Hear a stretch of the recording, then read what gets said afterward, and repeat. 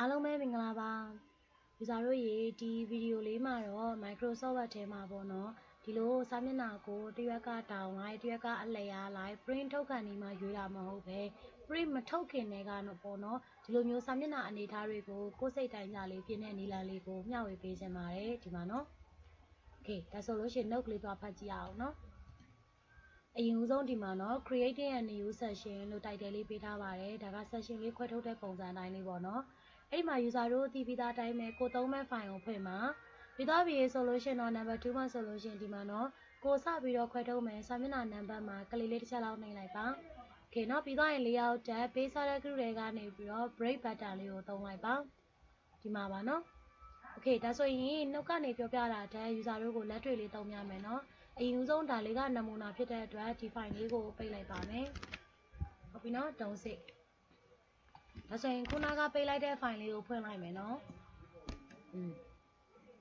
Okay ပါဒီမှာပါခုန user တို့မြင်တာအောင်လို့ပေါ့เนาะအလဲရစာမျက်နှာလေးကိုတက်ပင်ထည့်ပြရတာအခုဒီမှာတော့အကုန်လုံးကစာမျက်နှာက3ရွက်ပဲရှိပါမယ်ဟုတ်ပြီเนาะဒီမှာပါเนาะ download တွေကြီးပဲအဲ့တော့ကိုကဒုတိယစာမျက်နှာလေးကိုအလဲရလိုက်ဖြစ်စေခြင်းနဲ့ဆိုပါစို့ table ရှိတဲ့နေရာမှာဆိုလို့ရှိရင်လည်းပဲ table ရဲ့ထိပ်ဆုံးဒီထိပ်ဆုံးပေါ့เนาะအတွင်းမှာကလေးလေးနှိပ်လဲရတယ်အပြင်မှာကလေးနှိပ်လဲရတယ်ဒီမှာကလေစာသားတွေကြီးပဲဖြစ်တဲ့အတွက်စာသားတွေရဲ့ထိပ်ဆုံးမှာကလေးလေးတစ်ချက်နှိပ်ပြီးတော့ကာစာချလိုက်ရင်ရပါပြီ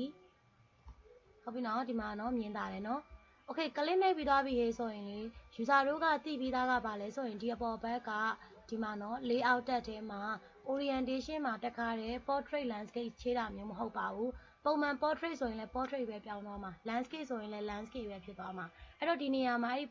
ဒီနေရာမှာ orientation ကိုတန်းပြီးတော့ပြောင်းတာမျိုးမဟုတ်ပဲဒီ page select group တွေက break button မှာတစ်ချက်နှိပ်လိုက်ပါ breaks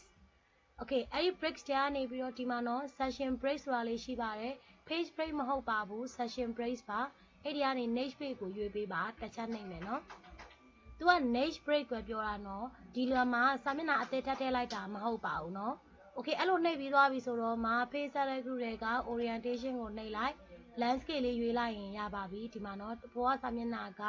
နော်ဒီမှာ portrait အောက်ကစာမျက်နှာတွေက landscape အဲ့တော့အောက်ဆုံးကစာမျက်နှာကိုလည်းပဲ portrait လေးပြန်ပြောင်းပြမယ်နော်ကိုပြောင်းမဲ့စာမျက်နှာရဲ့ထိပ်ဆုံးမှာကလေးလေးနှိပ် break button နဲ့က next page ကိုရွေး orientation မှာ portrait လေးပြန်ပြောင်းလိုက်ရင်ရပါပြီဒီမှာပါ Okay နော်တမျက်နှာတောင်းလိုက်အလဲအားလိုက်တောင်းလိုက်အဲ့တော့ user တို့ကဒီနေရာမှာ print မထုတ်ခင်ပေါ့နော် user တို့စိတ်တိုင်းကြဒီလိုစာမျက်နှာလေးတွေကိုလည်းကြိုတင်ပြီးတော့ပြင်လို့ရပါတယ်ဒီမှာ note ကလေးဖတ်ကြည့်ရအောင်နော်အရင်ဦးဆုံး number 1က file ဖွင့်မယ် number 2ကတော့စာမျက်နှာမှာထိပ်ဆုံးမှာပေါ့နော်ကာစာရှိမယ်ဆိုရင်ရပါပြီစာသားတွေကိုဆက်လက်မှတ်စရာမလိုပါဘူးအပေါ်ဘက်က layout tab page select group တွေက break button လေးကိုနှိပ်လိုက်ပါပြီးသွားပြီဆိုတော့မှဒါဆိုရင် click the next page ပေါ့နော်ဒီမှာ break တဲက next page ကိုရွေးပြီး orientation button မှာ user တို့ကဘာကိုပြောင်းချင်တာလဲ portrait လား landscape လားရွေးရင်ရပါပြီပြီးတော့ view button နဲ့ view tab ကနေပြီးတော့ပေါ့နော် multiple pages လည်းရတယ်သို့မဟုတ်ဒီမှာ zoom မှာလည်းပဲနော် minus sign plus sign လေး zoom in zoom out ကလေးနဲ့လည်း user တို့ပြင်လို့ရပါတယ်အဲ့ဒီနည်းလေးတိုင်း user တို့ရဲ့စိတ်တိုင်းကြားဒီလိုစာမျက်နှာလေးတွေကိုရှင်းလျက်ပေါ့နော်ကြောင်လိုက်နဲ့အလျားလိုက်ကိုဒီလိုပုံစံလေးတစ်ခါတည်းထုတ်လို့ရပါပြီ print button ကိုနှိပ်ပြီးတော့လည်း user တို့စစ်ကြည့်လို့ရပါတယ်ဒီမှာနော်ဒီမှာပါ down လိုက်အလျားလိုက် down လိုက်ရမယ်နော်ဒါဆိုရင်တော့ဒီနေ့ရဲ့ဗီဒီယိုလေးကတော့ဒီလောက်နဲ့ပဲရလိုက်ပါတော့မယ်လွယ်ကူကူနဲ့စာမျက်နှာလေးတွေကို print မထုတ်ခင်ပေါ့နော်ဒီလိုမျိုး portrait landscape ရှင်တွဲလေးဘယ်လိုသုံးတာလဲဆိုတာလေးကိုမျှဝေပေးလိုက်တာပါ